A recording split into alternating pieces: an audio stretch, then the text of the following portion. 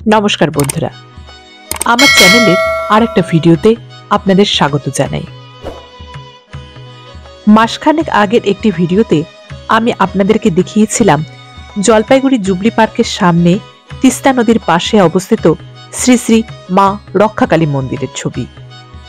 সেই মন্দিরেই 28 তারিখ এবং 29 তারিখ অর্থাৎ মৌনী অমাবস্যার দিন ছিল বাৎসরিক পুজো। 28 তারিখ সারা রাত ধরে হয়েছে মায়ের অমাবস্যার নিশি পুজো, আর 29 তারিখ সকাল থেকে হচ্ছে শান্তিযজ্ঞ। আমার বাড়ি অনেকটা দূরে হওয়ায় আমি 28 তারিখ রাতে মন্দিরে গিয়ে পৌঁছতে পারিনি। 29 তারিখ সকাল সকাল চলে গেছিলাম শান্তিযজ্ঞ দেখতে। এই মন্দিরটির ভৌগোলিক অবস্থান জলপাইগুড়ি শহরের একদম এক প্রান্তে, তিস্তা নদীর বাঁধের ঠিক নিচে, অর্থাৎ নদী যেই দিকে সেই দিকে। মন্দিরে শুধু রক্ষাকালী মা নন, আছেন মহাদেব, লোকনাথ বাবা, বজরংবলী। 80 দশকে প্রতিষ্ঠিত এই মন্দিরে আগে মাটির প্রতিমা ছিল।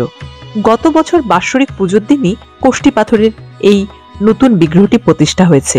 সেদিক দিয়ে দেখতে গেলে আজ মায়ের এই নতুন বিগ্রহের প্রথম জন্মদিন। প্রত্যেক অমাবস্যার পুজোতেই সপ্তসিন্ধুর জলে স্নান করার পর মায়ের পোশাক বদল হয়, অর্থাৎ প্রত্যেক অমাবস্যাতে মাকে নতুন নতুন শাড়ি পরানো হয়। আর আজ তো বাৎসরিক পুজো, মায়ের জন্মদিন। চলুন দেখে নিই আজ মাকে কেমন ভাবে সাজানো হয়েছে। আজ মায়ের পরনে আছে কমলা এবং সবুজের কম্বিনেশনে একটা সুন্দর বেনারসি শাড়ি, সেই সঙ্গে সোনার গয়না। কালো রূপের আলোর ছটায় মন্দির ভরে উঠেছে। কাল রাতে অমাবস্যার নিশি পুজো হলেও আজ সারাদিনও কিন্তু অমাবস্যা আছে। মন্দিরের পুরোহিত কৌশিক চক্রবর্তী মহাশয় এখন লেগে পড়েছেন মায়ের নিত্য পুজোর কাজে। আমাদের মতন যারা কাল রাতের পুজোতে এসে উপস্থিত হতে পারেননি, আজ তারা এসছেন পুজো দিতে। ঠাকুরমশাই ফুল, চন্দন, নৈবেদ্য সমস্ত ষোড়শোপচার সাজিয়ে নিয়ে শুরু করলেন মায়ের নিত্য পুজো।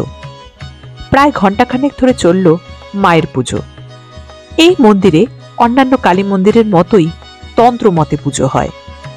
সারা বছর জুড়ে এই মন্দিরের পুজোর কাজ সামলান দুজন পুরোহিত মশাই, কিন্তু এই বাৎসরিক পুজো উপলক্ষে গতকাল থেকে এই মন্দিরে সমস্ত কর্মকাণ্ডের সাথে জড়িয়ে আছেন 35 জন পুরোহিত মশাই।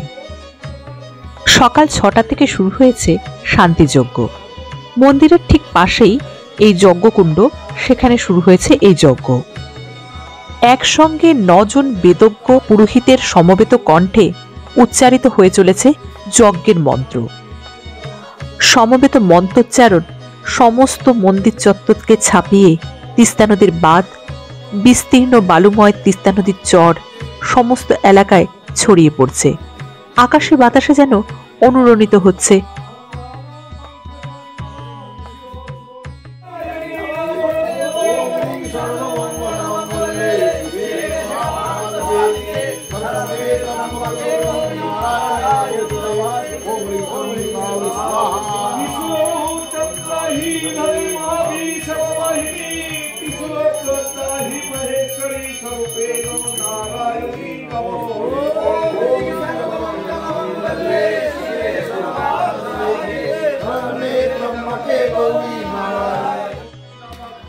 মন্দির চত্বর থেকে সারা দিন ধরেই চলে ভোগ প্রসাদ বিতরণ।